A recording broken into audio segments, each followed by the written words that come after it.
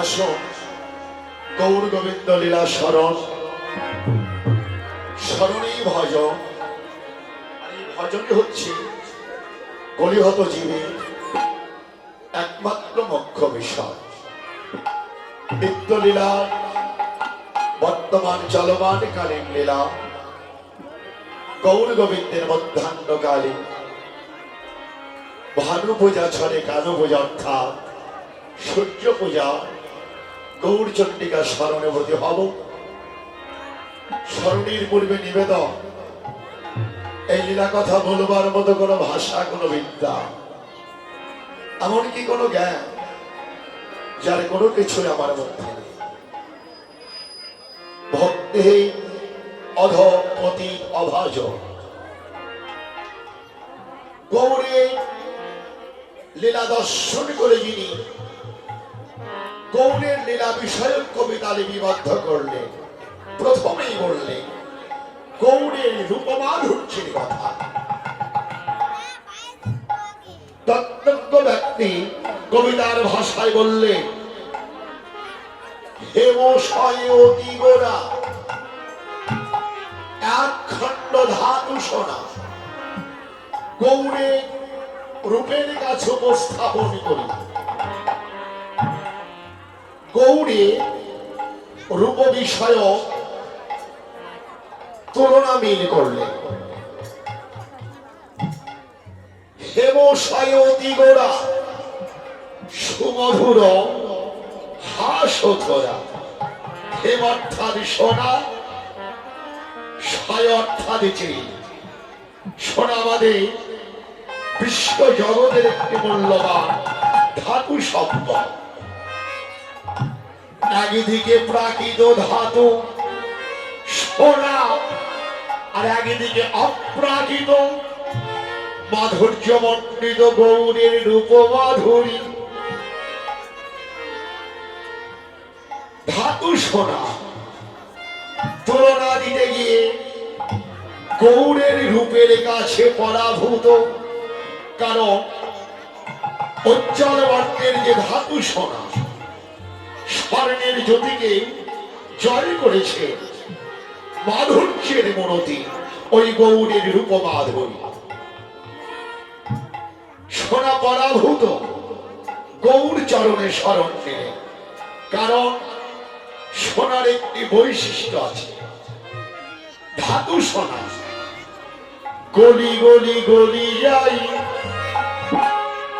প্রশ্ন হতে পারে ধাতু সোনা কেমন করে বলে? ভক্তি শাস্ত্রে মহাজন বললে ধাতু সোনা তখনই করে যায় যদি বাজার থেকে সোহাগা কিনে সোনায় সোহাগা বিস্তৃত করে যদি কেউ আগুনের তাপ দেয়। যারা কর্মকার আমাদের চাইতে অনেক ভালো জানে, সোনায় সোহাগা পেয়ে আর আগুনের তাপে ধাতু সোনা গলে যায়। প্রশ্ন হতে পারে অপ্রাকৃত মাধুর্য মণ্ডিত গৌর সোনা কি বলে? ভক্তি শাস্ত্রে বললে ধাতু সোনা যেমন গলে যায়, অপ্রাকৃত মাধুর্য মণ্ডিত গৌর সোনাও গলে যায়। ভক্ত তারা আত্মনিবেদন করেন গৌরীর চরণে। অভিমান, অহংকার, ক্রোধ, কুলমর্যাদা সকল কিছু গৌরের চরণে সমর্পণ করে দেয়। যে ভক্ত ভক্তি বিস্মৃত প্রেম আর অনুরাগের তাপ গুরু কৃপা শিরে ধারণ করে, গুরু গৌরাঙ্গের কৃপা করুণা যিনি ওই চরণ আত্মদান করে, ভক্তের আত্মনিবেদন আত্মদানে ভগবান সন্তুষ্ট হয়ে ওই ভক্তের প্রতি করুণার কৃপা বর্ষণ করে।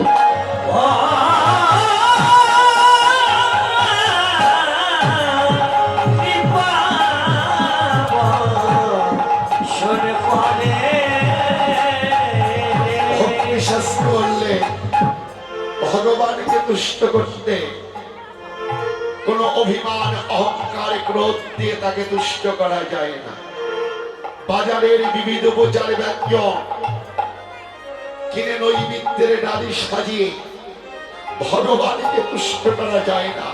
যদি কেউ ভক্তি ভাবে একবার আত্মনিবেদন করে ভক্তি দান করে, ভগবান ভক্তের ভক্তি প্রেম আর আত্মদানেই তিনি সন্তুষ্ট। যারা আত্মদান করে ওই আত্মদানকারী ভক্তের আত্মনিবেদনে ভগবান ভক্তের প্রতি করুণার কৃপা বর্ষণ করে।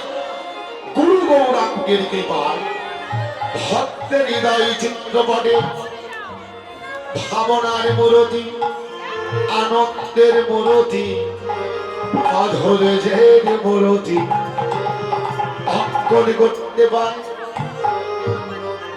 ভাব নয়নে ধ্যান নয়নে ওই রূপ রেখে ভক্তের নয়ন আনন্দ হয় বিদায় গৌর হয়ে।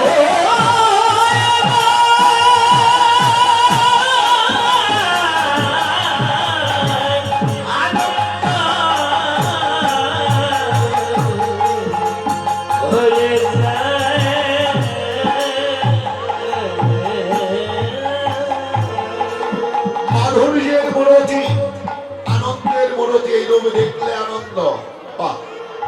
মধুর কথা, রূপ দেখা মাত্রই আনন্দ।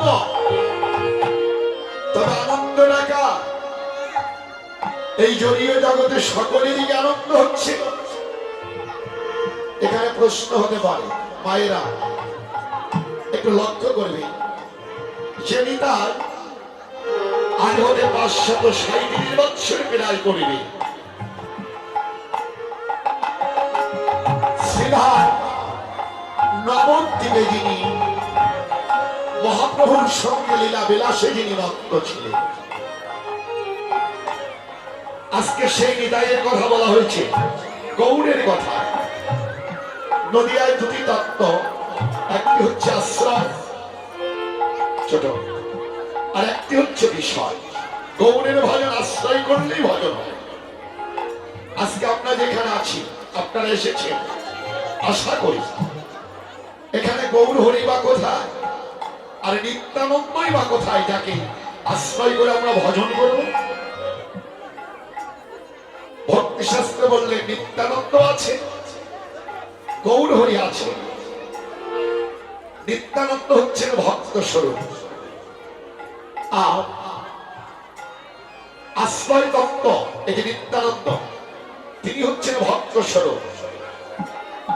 আর বিষয় তত্ত্ব গৌর হরি, তিনি হচ্ছে গুরু স্বরূপ। গুরু গোবিন্দের স্বরূপ সত্য হচ্ছেন শ্রী গুরু। এই গুরু ভজন গৌর ভজনের জন্য যদি আশ্রয় করতে হয়, তাহলে এই ভক্তকে আশ্রয় করতে হবে। কারণ নিত্যানন্দ নিত্যানন্দ, যার বদন দর্শন আনন্দ হয়, চিত্ত মাঝে যার সদানন্দ, যিনি পরমানন্দ দান করে, যার দেহে নাই কামের গন্ধ। আর এই আনন্দ এই ভক্তের বদন দর্শন করলে যদি গৌরের ভজন করতে হয়, তাই ভাবক বললে করুণ এবং সাধু সঙ্গ উথরিবে প্রেম তরঙ্গ। একবার ধর ধর ভাগিতে, এই ভাগিতের চরণ ধর, একবার ধর ধর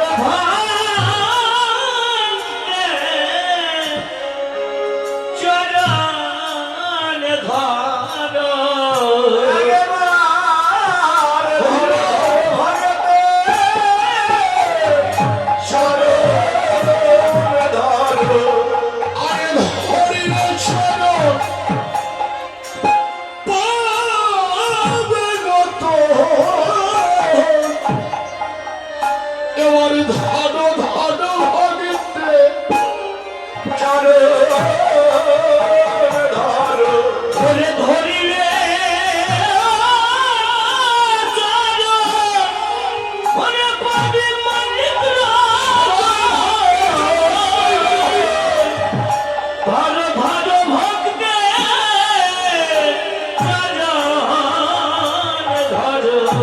ওরে একবারে ভর চরণ পাদগত, সবাই ভালো ভালো হইতে জগৎ ভালো।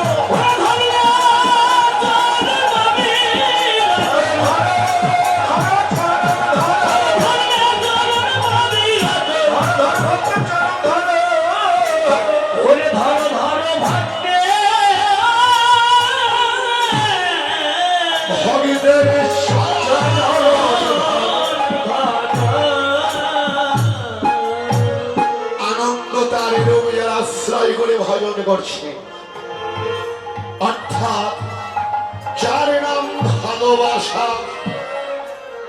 কোন ভালোবাসা? শ্রীমদ ভগবদ গীতায় অর্জুনকে উদ্দেশ্য করে বলল, হে অর্জুন, এই জগতে সকলে আমাকে ভালোবাসে, সকলে আমাকে চায়, কিন্তু সকলে আমাকে পাই না। ভালোবাসা দুটি প্রকার করলেন, দুটি ভাবে বিভক্ত করলেন। একটি হচ্ছে আত্মেন্দ্রিয় প্রীতিবাঞ্ছা, আর একটি কৃষ্ণ ইন্দ্রিয় প্রীতিবাঞ্ছা। এই ভালোবাসার স্বরূপ আত্মেন্দ্রিয় প্রীতিবাঞ্ছা, ধরে কামনা, কৃষ্ণ ইন্দ্রিয় প্রীতিবাঞ্ছাই ধরে প্রেম।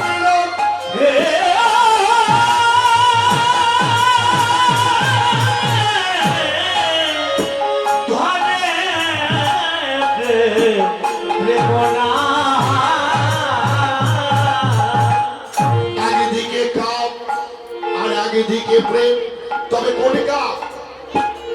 একটি হচ্ছে সকাম আর একটি হচ্ছে নিষ্কাম।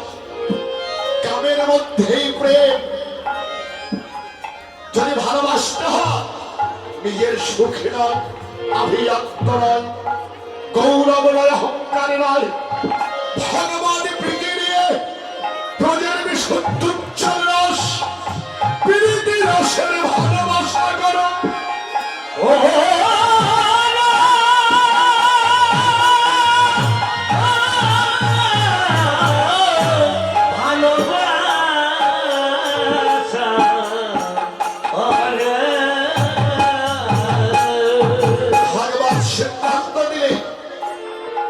চতুর্প্রকার ভক্ত, তার মধ্যে শ্রেষ্ঠ ভক্ত হচ্ছে উত্তম ভক্ত। এ ভক্তের কি লক্ষণ? ইহ জগতে বিষয়মূলক বাসনামূলক কর্মাদি বর্জন করে যেজন কৃষ্ণ ভোগ বিষয় বাসনায় বদ্ধ, কৃষ্ণ সুখে সুখী, কৃষ্ণ দুঃখে দুঃখী।